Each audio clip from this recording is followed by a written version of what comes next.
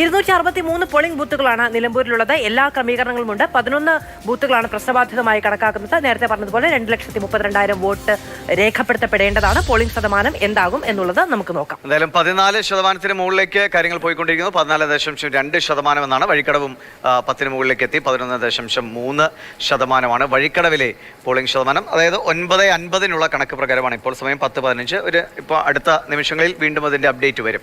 നിലമ്പൂർ നഗരസഭയിൽ തന്നെയാണ് ഏറ്റവും കൂടുതൽ പോളിംഗ് രേഖപ്പെടുത്തുന്നത്. 15.1 എന്നുള്ളതാണ് നിലമ്പൂർ നഗരസഭയിലെ പോളിംഗ് ശതമാനം. വഴിക്കടവും ഇപ്പോൾ 10 മുകളിലേക്ക് 11.3 എത്തിയിരിക്കുന്നു. മൂത്തേടത്ത് 13%, എടക്കരയിൽ 14, പോത്തുകല്ലിൽ 12. അമൽ തേനമ്പറമ്പിലുണ്ട് വീണ്ടും നമുക്കൊപ്പം. അമൽ, ഇന്നത്തെ ദിവസം കാലാവസ്ഥ എങ്ങനെയാണ്? മഴ മാറി നിൽക്കുന്നുണ്ടോ? ഇനിയെങ്കിലും കൂടുതൽ ആളുകൾക്ക് പോളിംഗ് ബൂത്തിലേക്ക് വരാനുള്ള സാഹചര്യം അവിടെ ഒരുങ്ങുന്നുണ്ടോ? അങ്ങനെയല്ല എങ്കിൽ എന്തെങ്കിലും തരത്തിലുള്ള പ്രതിസന്ധി ഉണ്ടായിട്ടുണ്ടെങ്കിൽ പരമാവധി വോട്ടുകൾ തങ്ങളുടെ വോട്ടുകൾ പോൾ ചെയ്യിക്കാനുള്ള എന്തൊക്കെ തയ്യാറെടുപ്പുകൾ മുന്നണികൾ സ്വീകരിച്ചിട്ടുണ്ട്?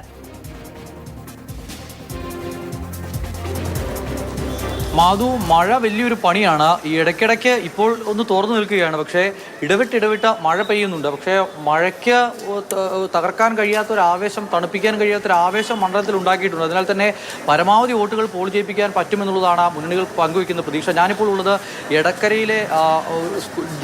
GHSലെ ബൂത്തുകളിലാണ്. ഇവിടെ നിന്നും ആളുകൾ വോട്ട് ചെയ്ത് മടങ്ങുന്നത് നമുക്ക് കാണാൻ കഴിയും. ഇതൊരു പ്രശ്നബാധിത ബൂത്താണ്. 11 ബൂത്തുകളാണ് അത്തരത്തിൽ പറഞ്ഞിരിക്കുന്നത്. അതിനാൽ തന്നെ ശക്തമായ സുരക്ഷാ ക്രമീകരണങ്ങളും ഒരുക്കിയിട്ടുണ്ട്. ആളുകൾക്ക് പാസ്സുള്ള മാധ്യമപ്രവർത്തകർക്ക് മാത്രമാണ് അകത്തേക്ക് പ്രവേശനം അനുവദിച്ചിരിക്കുന്നത്. കൃത്യമായ പരിശോധനകൾക്ക് ശേഷം മാത്രം ആളുകളെ അകത്തേക്ക് കടത്തിവിടുന്നു. ഇവിടെയും ഈ ഞാൻ നിൽക്കുന്ന ബൂത്തിൻ്റെ പരിസരത്തും വലിയ ക്യൂ ഒന്നും നമുക്ക് ദൃശ്യമാകുന്നില്ല. മലയോര മേഖലയിലൊക്കെ നല്ല മഴ പെയ്യുന്നു എന്നുള്ളതാണ് പറയുന്നത്. അങ്ങനത്തെ മഴയൊക്കെ ഈ പോളിംഗ് ശതമാനത്തെ ബാധിക്കൂ എന്നുള്ളതാണ് ഏറ്റവും പ്രധാനപ്പെട്ട പ്രശ്നം. അത് മുന്നണികളുടെ നെഞ്ചിരിപ്പ് കൂട്ടുന്നുമുണ്ട്. മഴയൊക്കെ ഒന്ന് കുറഞ്ഞു നിൽക്കുന്ന സമയത്ത് കുറച്ച് ആളുകൾ ഒരുമിച്ചെത്തും. പക്ഷേ ഒരിടത്തും വലിയ തിരക്ക്. ചേട്ടാ, ഓട്ടൊക്കെ ചെയ്തു. തിരക്കുണ്ടോ? അത് തിരക്കുണ്ട്. സാധാരണ കാണുന്ന ഒരു തിരക്ക്. മഴയൊക്കെ പ്രശ്നം ഉണ്ടാവുമോ? മഴയൊന്നും പ്രശ്നമല്ല, ആളൊക്കെ ഉണ്ട്, കുഴപ്പമൊന്നുമില്ല. അതാണ് ഞാൻ നേരത്തെ പറഞ്ഞത്. ഈ മഴയ്ക്കൊന്നും തണുപ്പിക്കാൻ കഴിയാത്ത ഒരു ഈ മണ്ഡലത്തിലുണ്ടായിരുന്നു. ആ ആവേശം തന്നെയാണ് വോട്ടായി മാറുക എന്നുള്ളത് തന്നെയാണ് മുന്നണികൾ പ്രതീക്ഷിക്കുന്നത്.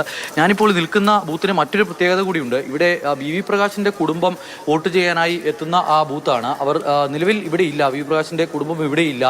അവർ കണ്ണൂർ പാല എന്ന് പറയുന്ന സ്ഥലത്താണുള്ളത്. അവിടെ നിന്ന് വൈകുന്നേരം 4:30 ഇവിടേക്ക് എത്തി വോട്ട് രേഖപ്പെടുത്തും എന്നുള്ളതാണ് ഇപ്പോൾ നിലവിൽ അറിയിച്ചിരിക്കുന്നത്. ഈ പ്രതികരണം ഉണ്ടായപ്പോഴും അവരവിടെ ഇല്ല എന്ന് അദ്ദേഹം പറയുന്നുണ്ടായിരുന്നു. അതായത് വോട്ട് ചെയ്യാൻ വരില്ല എന്നായിരിക്കാം ഒരുപക്ഷെ അതിന്റെ സൂചന. VV പ്രകാശിന്റെ കുടുംബം വോട്ട് ചെയ്യാൻ എത്തിയില്ല എങ്കിൽ അത് നൽകുന്ന ഒരു സന്ദേശം വേറെയാണ്. UDF അത് ഉറപ്പാക്കുന്നുണ്ടോ അമൽ? നിലവിൽ എന്തായാലും 4:30 വോട്ട് ചെയ്യാനായി അവർ എത്തും എന്നുള്ളതാണ് അറിയിച്ചിരിക്കുന്നത്. അതിനപ്പുറത്തേക്ക് ഇനിയിപ്പോൾ എന്താണ് സംഭവിക്കുക എന്നറിയില്ല. നിലവിൽ അവരുടെ കുടുംബവുമായി ബന്ധപ്പെട്ട് സംസാരിക്കുമ്പോൾ പറയുന്നത് 4:30 മണിക്ക് ഈ എടക്കരയിലെ ബൂത്തിലെത്തി GHSലെത്തി അവർ വോട്ട് രേഖപ്പെടുത്തും എന്നുള്ളത് തന്നെയാണ്. അവർ വ്യക്തിപരമായ ഒരു ആവശ്യവുമായി ബന്ധപ്പെട്ട് മറ്റൊരു സ്ഥലത്തേക്ക് പോയതാണ്. അതിനാലാണ് ഇവിടെ ഇല്ലാതിരിക്കുന്നതിന് മറ്റെന്തെങ്കിലും തരത്തിലുള്ള രാഷ്ട്രീയ വ്യാഖ്യാനങ്ങൾ നൽകേണ്ടതില്ല എന്നുള്ളതാണ് നിലവിൽ അവർ പറയുന്നത്. ഇനിയിപ്പോൾ ആര്യടൻ ഷൗക്കത്ത് ആ വീട്ടിൽ സന്ദർശനം നടത്തിയില്ല എന്നൊരു പ്രശ്നമൊക്കെ നിൽക്കുന്നുണ്ട്. മറ്റു സ്ഥാനാർത്ഥികൾ അൻവർ അടക്കം, അതോടൊപ്പം തന്നെ സ്വരാജ് അടക്കമുള്ളവർ അവിടേക്ക് എത്തുകയും ചെയ്തു, വോട്ടഭ്യർത്ഥിക്കുകയും ചെയ്തു.